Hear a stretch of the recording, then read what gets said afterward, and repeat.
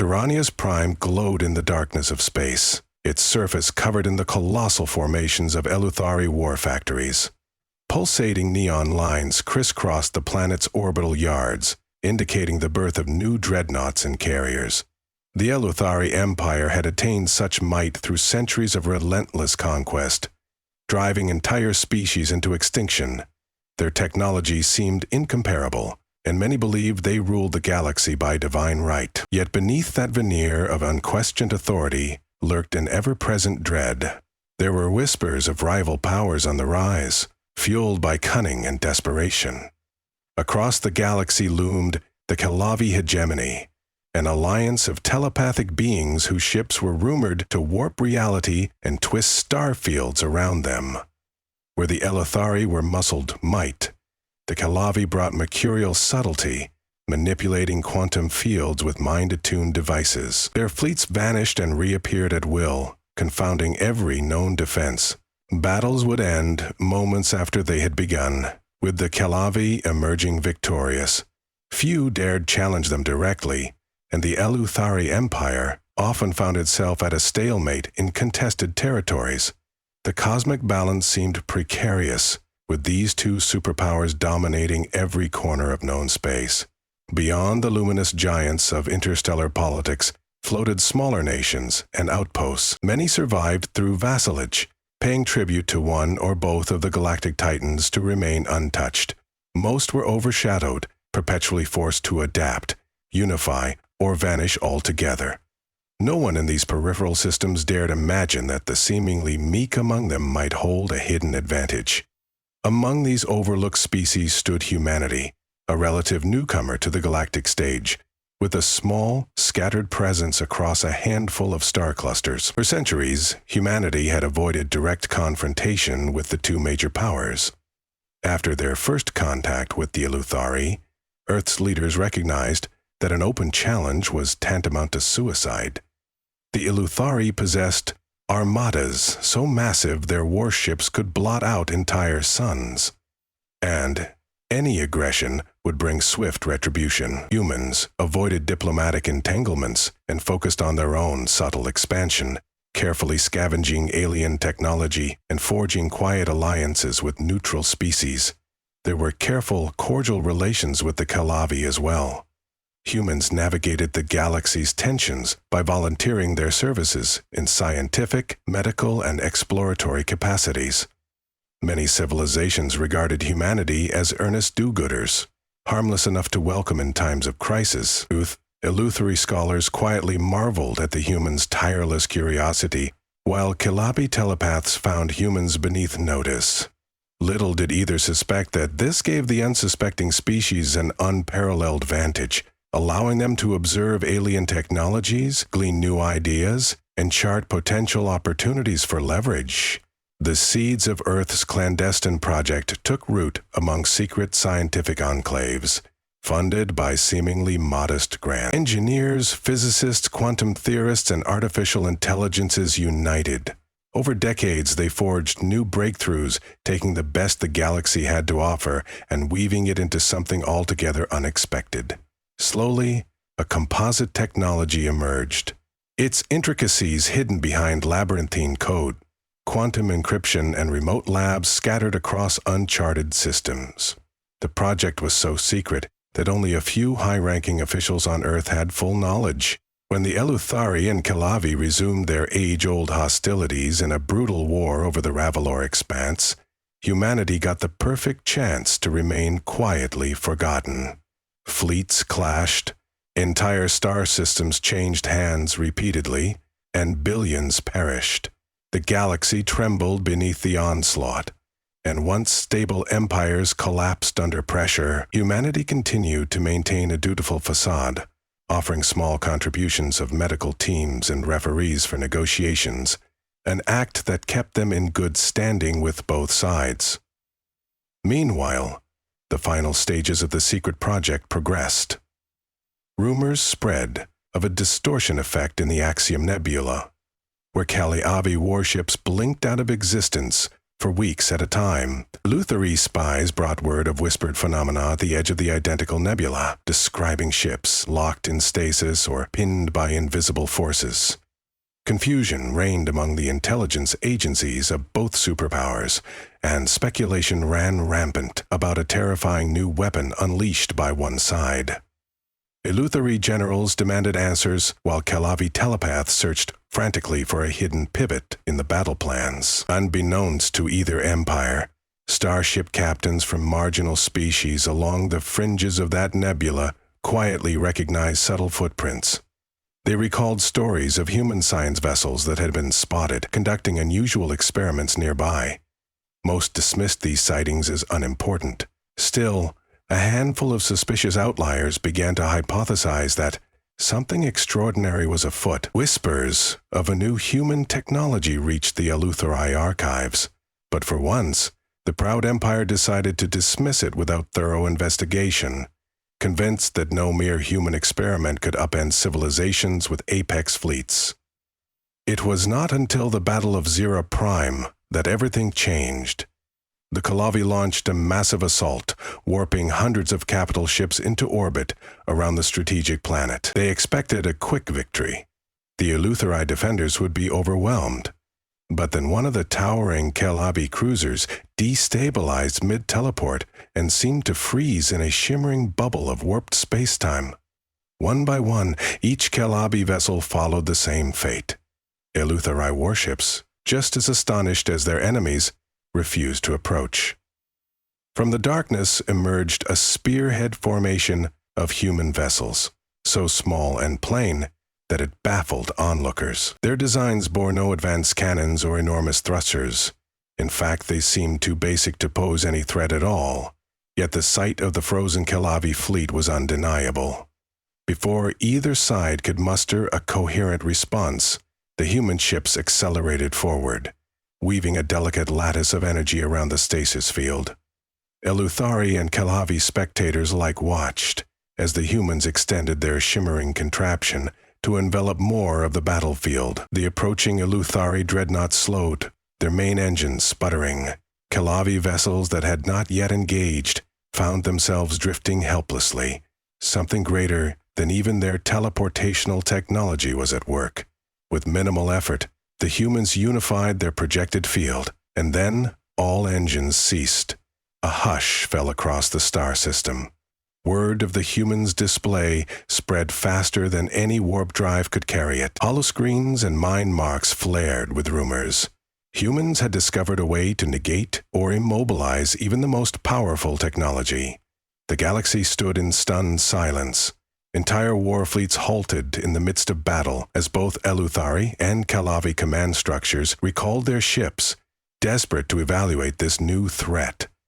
The smaller civilizations, once cowering under the giants, raised their eyes in disbelief. Suddenly, the unstoppable war machines could be neutralized by these seemingly insignificant Terrans. Humanity's plan began to unfold at carefully orchestrated intervals. Uniformed ambassadors arrived at Eleutheri and Calavi strongholds, carrying proposals for peace. They announced that any attempt to forcibly seize their technologies would result in an immediate, crippling release of the stasis field effect. In a single stroke, the humans had transcended the old rules of cosmic politics. They were no longer a minor footnote, but a deciding factor in whether war fleets could even function. Desperate to understand this phenomenon, Eleutheri science teams dissected every rumor, every data sample they could find. They sent covert squads to capture stray human ships. Those squads never returned. Calavi mind probes subjected unsuspecting human outposts to telepathic sweeps, only to vanish upon contact. The humans had not only perfected stasis technology, but had layered it with advanced cloaking, quantum illusions, and near-instant teleportation. Now, entire systems effectively belonged to Earth. At first, the battered superpowers tried to unite against what they saw as a common threat. Their ancient grudges were momentarily set aside, replaced by shared curiosity and fear. Even that alliance proved futile. Beating in the Lambri sector, The combined fleets encountered the same mysterious effect: engines failing, navigation spires going haywire, warships drifting aimlessly.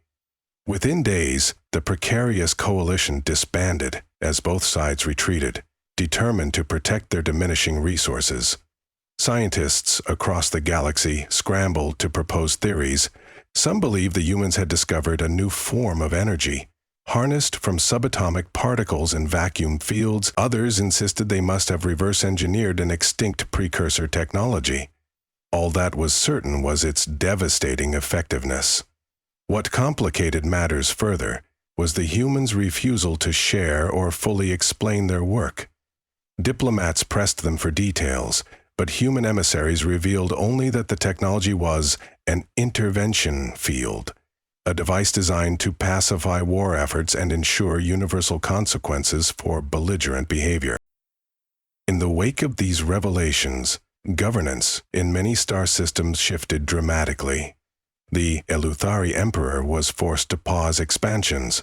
His top generals insisted they could adapt, but resources were spread thin, and morale among the rank and file had plummeted if they had to face this new stasis threat. On the Kilavi side, illusions and telepathy couldn't counter a phenomenon that effortlessly shut down their warp-based weaponry. Internal power struggles erupted, with certain Kelvi leaders demanding an immediate search for an equivalent technology, while others argued for negotiation with the humans. Through it all, humanity's leadership maintained a stoic front, emphasizing peaceful intentions. Privately, however, they understood how precarious their new position was. Though they possessed the definitive trump card, they recognized how quickly alliances could shift. They could not hold the entire galaxy at bay by terror alone. Subtle diplomacy was essential. Human ambassadors worked tirelessly to form a new interstellar council, hoping that the promise of stable trade routes, resource sharing, and mutual defense would coax once warring civilizations into cooperation.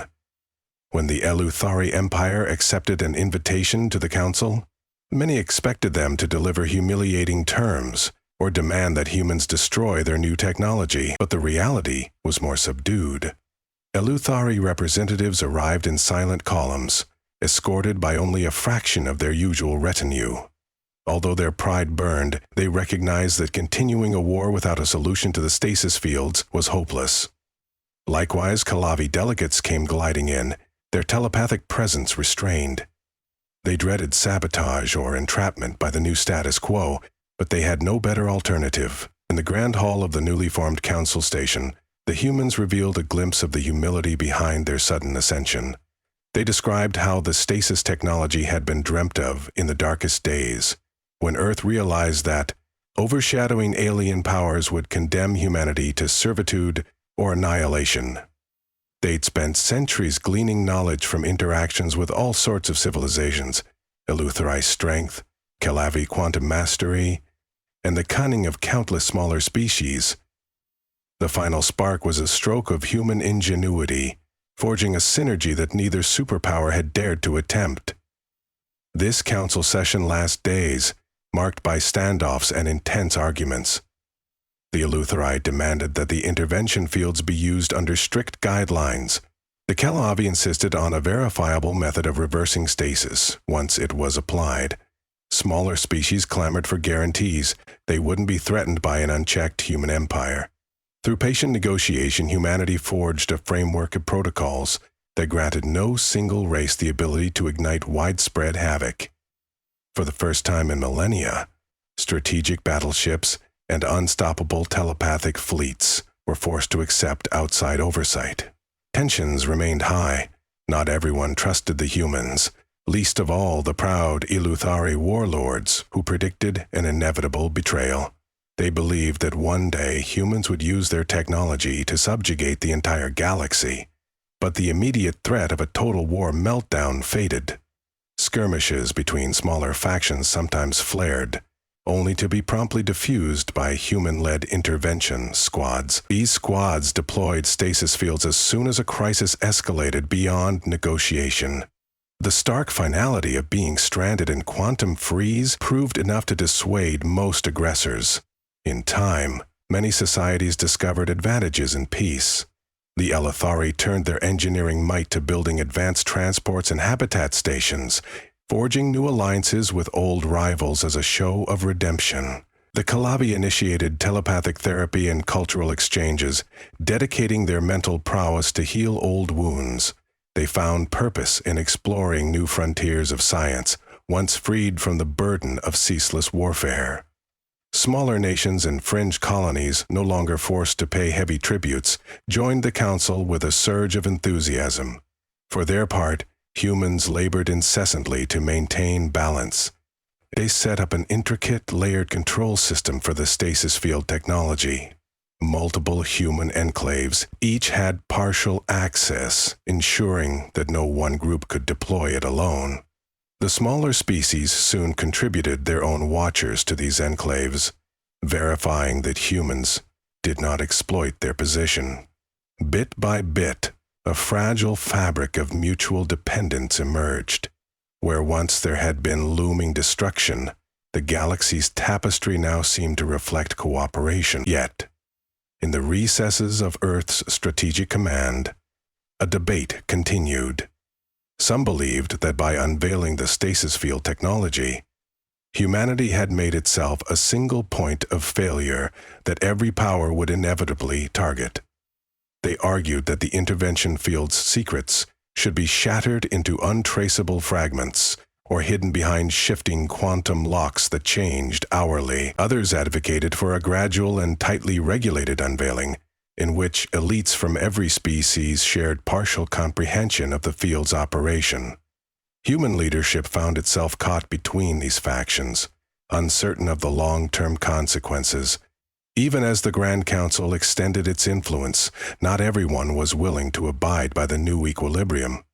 Ruthless warlords and ambitious admirals in the Eleuthari militaries began scheming to capture or neutralize key human enclaves. The Kalabi fanatics, outraged by the notion of humans surpassing their telepathic dominion, conducted deep, covert probes that nearly succeeded in seizing crucial data. Although their attempts were thwarted by advanced encryption and the near-omniscient sensor nets humanity had placed around sensitive sites, tensions smoldered in the shadows.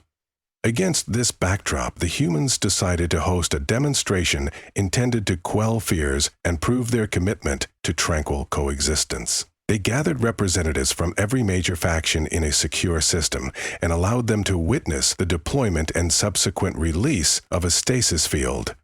The watchers stood upon a viewing deck, hearts pounding as they observed an entire swarm of automated drones approach a mock fleet. The intervention field snapped into place.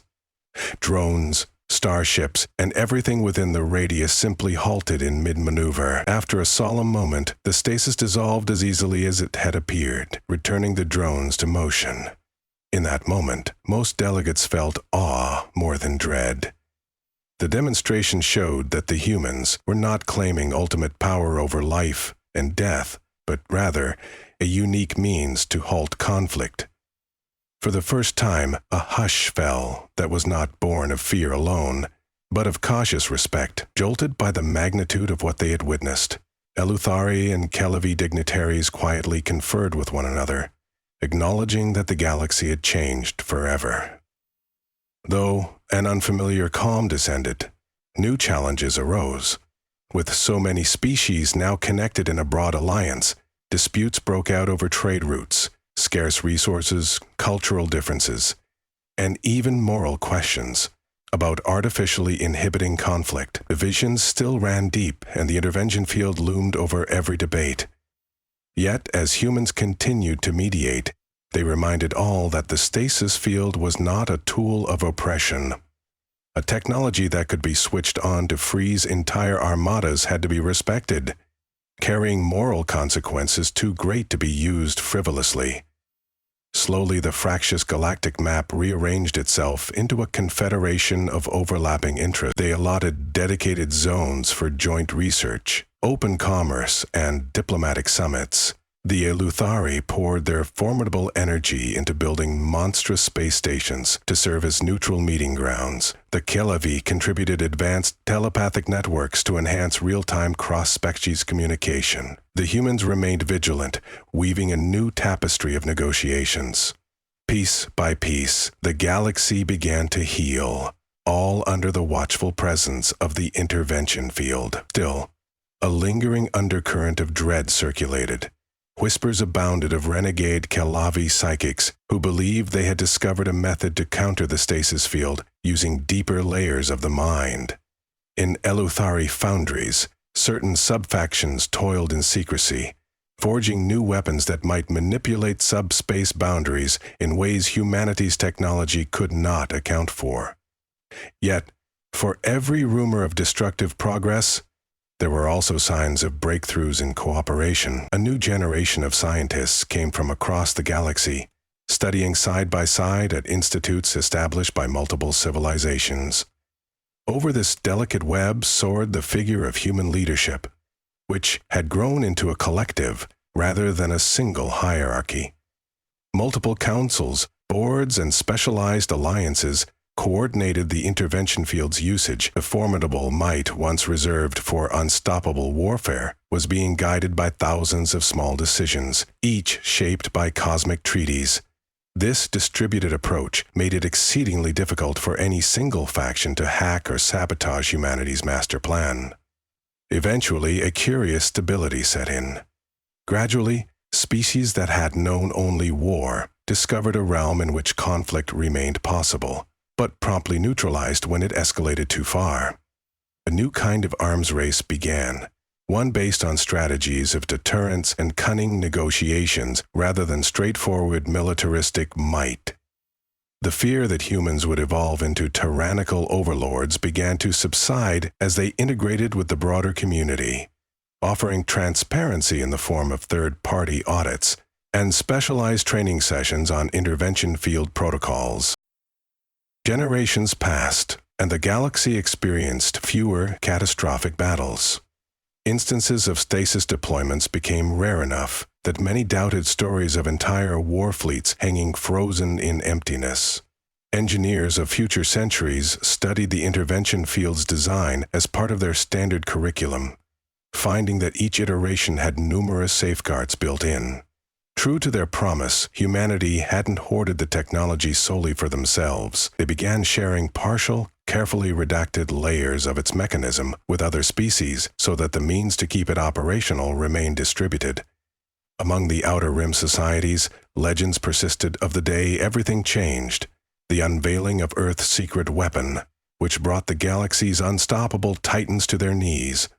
Subsequent generations reinterpreted these legends as parables of ingenuity over brute force. In the archives of countless worlds, historians documented how humans, once perceived as inconsequential, had seized a moment of crisis to forge an unprecedented era of guarded peace. Perhaps no one anticipated just how deeply that single unveiling would reshape cosmic history. In the end, the technology itself was not the final solution. It was merely a catalyst for transformation. The true secret weapon proved to be humanity's resolve to do more than survive. They yearned to protect, progress, and weave new bonds across the stars. Even the mightiest warlord found that brute force alone could no longer commandeer the cosmos. Cooperation became currency.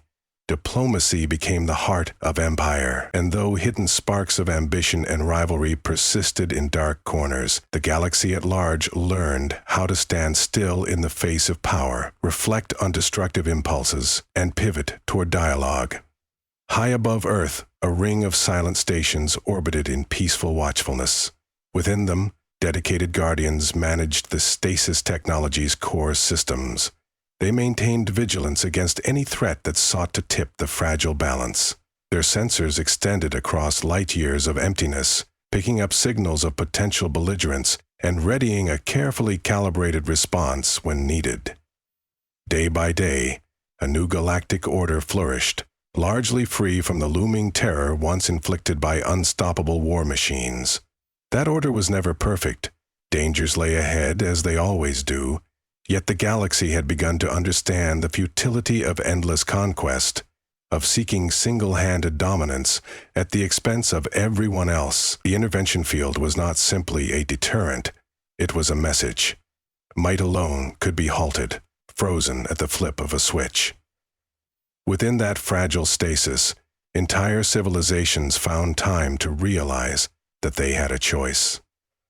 They could remain locked in place forever, or they could move forward, side by side, rewiring the galaxy's fate. In that sense, the unveiling of humanity's secret weapon became more than a turning point in history. It became the story that anchored the ambitions of planets and peoples, reminding them that the path to true progress would not be lit by the fires of war, but by collective determination and the patient flame of a shared hope. And so, when humans first revealed their game-changing secret to the galaxy, everything paused, if only to listen to the new possibilities in the silent cosmic void.